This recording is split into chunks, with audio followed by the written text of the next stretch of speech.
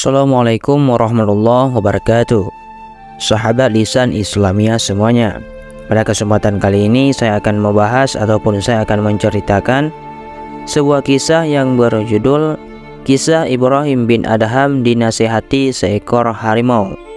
Namun sebelum itu, buat kalian semuanya yang tidak ingin ketinggalan kisah-kisah lainnya ataupun kisah-kisah terbaru, jangan lupa untuk menekan tombol subscribe-nya agar channel kita makin maju dan juga makin berkembang dan yang pastinya bermanfaat. Al-Kisah, ketika berada di Mekah dalam rangka melaksanakan ibadah haji, Ibrahim bin Adham tiba-tiba merasakan udara sangat dingin. Tak kuasa menahan, ia pun pergi menuju gua yang berada pada sebuah gunung. Tanpa ia tahu, gua tersebut ternyata adalah rumah seekor harimau. Tak beberapa lama setelah Ibrahim berada di sana, harimau penunggu gua itu datang. Merasa ada orang asing di dalam rumahnya, harimau itu bertanya, "Siapa yang berani memasukkan kamu ke sini tanpa izin dariku?" "Maaf, aku adalah orang tersesat. Anggap saja aku ke sini sebagai tamumu," jawab Ibrahim. Harimau itu memakluminya. Ia lantas tidur di samping Ibrahim. Oleh karenanya, Ibrahim merasa aman.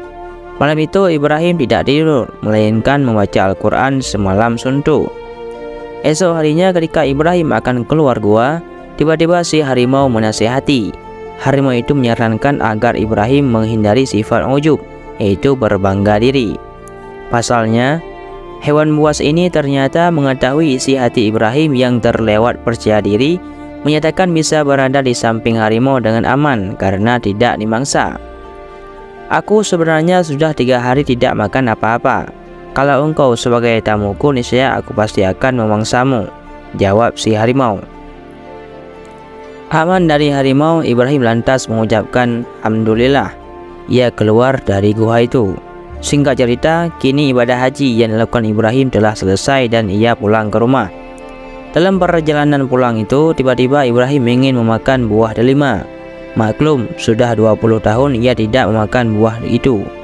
Saat ini, setiap ingin makan delima, ia selalu menahannya.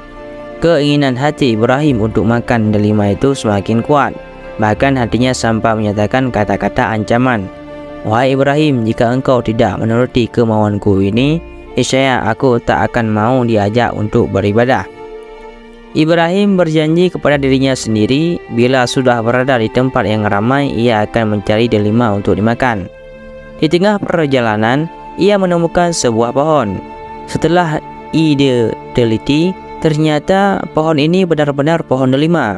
Setelah dilihat-lihat, pohon itu berbuah. Ibrahim mengambil satu buah di delima dimakankan. Ternyata rasanya asam. Ia mengambil lagi buah yang kedua, ketiga dan keempat, rasanya tetap asam. "Engkau tak akan tertarik melainkan dengan buah yang rasanya manis," kata Ibrahim kepada dirinya sendiri. Pada perjalanan selanjutnya, ia mampir ke sebuah bangunan yang berada di samping kebun delima. Di sana ia bertemu dengan seseorang yang sedang membawa delima. Ibrahim meminta satu delima darinya. Ketika dimakan, rasanya masih saja sama, yaitu asam. Ibrahim lantas menceritakan apa yang ia alami sebelumnya. Orang itu menasihati Ibrahim, "Kamu terlalu menuruti keinginanmu." Sejurus kemudian, orang itu juga menyatakan bahwa sudah selama 40 tahun ia berada di kebun delima itu. Sejak saat itu ia tak lagi merasakan asam manis buah delima baginya. Makanan apapun sama saja, tanda bahwa ia bisa mengendalikan hawa nafsunya. Ibrahim takjub dengan apa yang dikatakan orang ini. Ia melanjutkan perjalanannya. Kali ini Ibrahim bertemu dengan pemuda yang tubuhnya penuh ulat dan dipatoki banyak burung. Melihat hal itu, Ibrahim lantas merasa bersyukur karena lebih beruntung dari apa yang ia lihat. Ibrahim berkata kepada pemuda ini tentang adakah cobaan yang lebih parah dari yang ia terima sekarang ini. "Apa yang menimpaku tidak lebih besar daripada keinginanmu makan delima. Allah mengetahui bahwa engkau adalah hamba yang durhaka, sehingga ia mengganti rasa delima itu dari manis ke asam," kata pemuda ini yang ternyata mengetahui ihwal delima. Nasihat pemuda ini membuat Ibrahim jatuh pingsan.